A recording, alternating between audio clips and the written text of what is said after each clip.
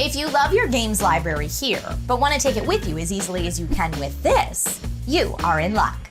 The Steam Deck portable mini gaming PC is here, and today we'll talk the ups and downs and up, up, down, down, left, right, B, select, start of it all. This is DIY in 5. Hey everyone, and welcome to DIY in 5. I'm Trisha Hirschberger, and as an avid PC gamer, Steam's newest gaming handheld is the talk of the town right now. For any of us who've dreamed of having the power of our gaming rigs, but with the portability and form factor of a Nintendo Switch, the Steam Deck offers a really interesting value proposition. But is it all it's cracked up to be?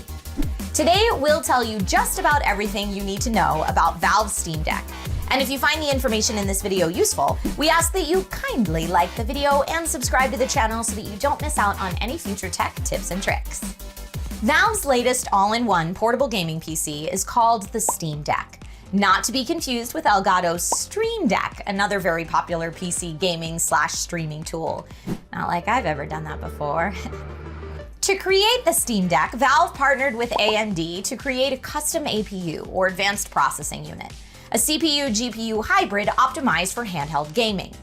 When it comes to controls, it's got a trackpad, gyro, haptics, and button and joystick placement design that makes sense in the hand, and you can even connect external peripherals if you want to. Valve has a full list of the tech specs on their site if you want to check them out, but the TLDR is, this thing looks to be a capable little powerhouse. But does it live up to the hype? Valve started shipping the first Steam Deck units to folks who pre-ordered ahead of time, and people seem to have spoken with a resounding, yeah, this thing rules.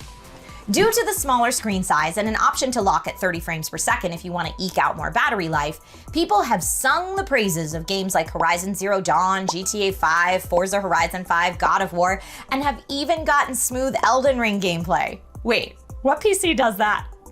Speaking of games you can play on the Steam Deck, it handles 2D low-power games like a champ, as you might expect, but it's also surprisingly adept at the latest AAA 3D games. Now that we are talking higher-end AAA games, we should probably bring up storage, since one of those titles alone could eat up 25% of your storage or more. The Steam Deck comes in a few different storage options: 64GB eMMC, 256GB NVMe SSD, which is faster, or 512GB NVMe SSD, the fastest, all at increasing price points of $399, $529, and $649, respectively. But built-in storage is not the whole shebang, as there is an option for expandable storage. Yay! This is expandable storage via a micro SD card. So if you're looking for a great option here, the Canvas Go Plus micro SD would be a great choice, just saying. All models of Steam Deck support expanding your storage via micro SD cards. Games stored on a micro SD card will appear in your library instantly.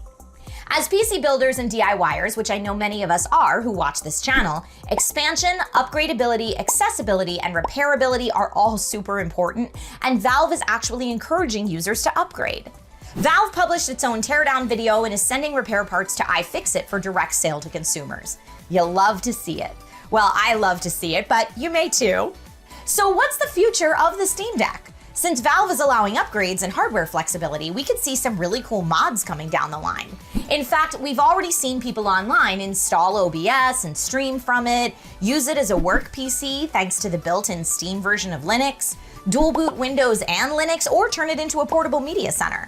Regarding other future uses, we know for a fact that Valve is coming out with a dock in late spring 2022 to connect to external displays, wired internet, USB peripherals, and power. You can also use a USB-C hub if you've got one lying around, like maybe the Nucleum USB-C hub? With HDMI output, USB-A, SD, and microSD card readers and power pass-through, that would work just fine. Whether or not you decide the Steam Deck is the right type of device for you, it's certainly an interesting challenger in the playing field that is today's gaming landscape. And I, for one, am all for more options for more types of gamers. If you've had a chance to mess with one, let us know your experience in the comments, and I will see you next time with more DIY in 5.